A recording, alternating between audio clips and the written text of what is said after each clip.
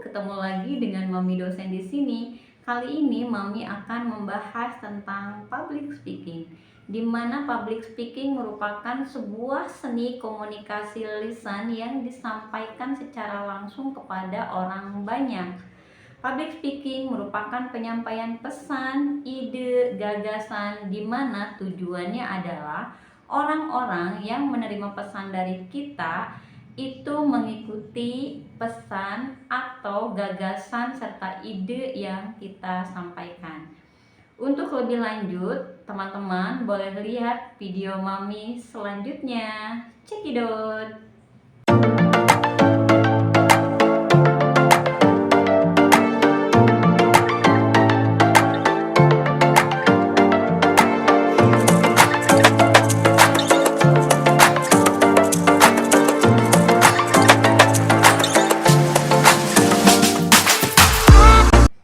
Public speaking.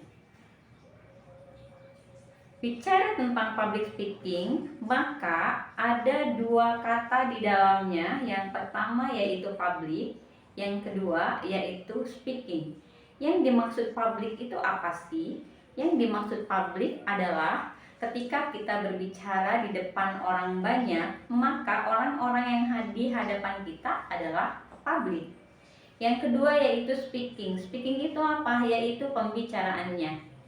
Dimana ketika kita bicara tentang pembicaraan, berarti ada aspek-aspek yang terdapat dalam kata speaking.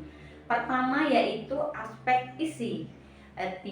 Isi dari pembicaraan ini baik atau tidak.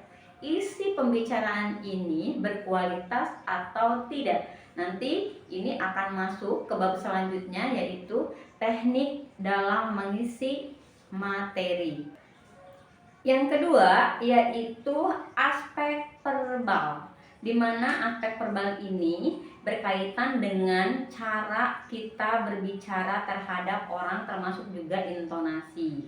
Secara otomatis ketika kita berbicara dengan orang itu nggak mungkin kita datar-datar aja.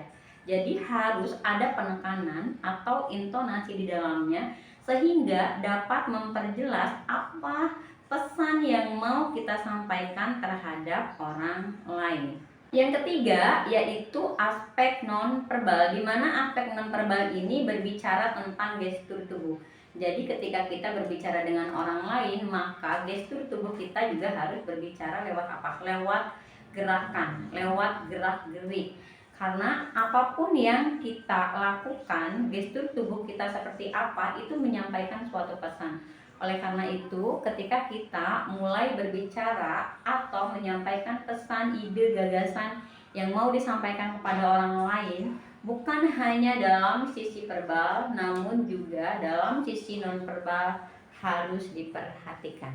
Bicara tentang aspek isi, di mana bicara tentang aspek isi, maka akan juga ada kaitannya dengan publik, di mana kita harus tahu publik kita itu siapa. Jadi kalau kita mau jadi pembicara, kita tidak serta-merta langsung menjadi pembicara tanpa kita tahu audiensinya siapa. Kita harus memahami audiensi kita ini siapa, sehingga pesan yang akan disampaikan kepada orang-orang yang di hadapan kita itu sesuai dengan harapan mereka.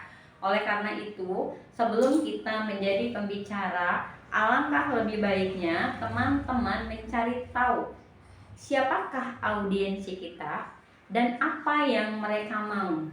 Jika audiensi kita adalah mahasiswa, secara otomatis kita juga harus tahu bagaimana penyampaian pesan atau kalimat-kalimat yang harus disampaikan kepada mahasiswa.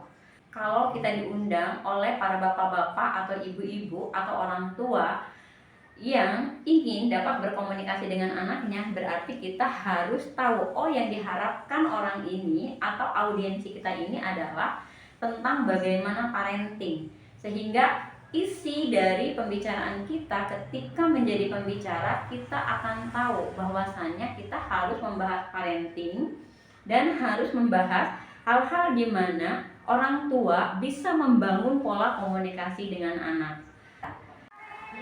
Mudah-mudahan apa yang telah Mami jelaskan tadi tentang public speaking bisa membantu teman-teman memahami tentang public speaking. Jika ada pertanyaan atau pernyataan-pernyataan atau kita sharing-sharing, bisa teman-teman chat langsung di kolom komentar. Dan jika ada permintaan apalagi yang harus dibahas, jangan segan-segan untuk chat di kolom komentar. Terima kasih. Jangan lupa untuk dukungannya, like, comment, and subscribe channel YouTube-nya Mami Dosen. Saya Tiana Aprianti. Terima kasih. Assalamualaikum warahmatullahi wabarakatuh.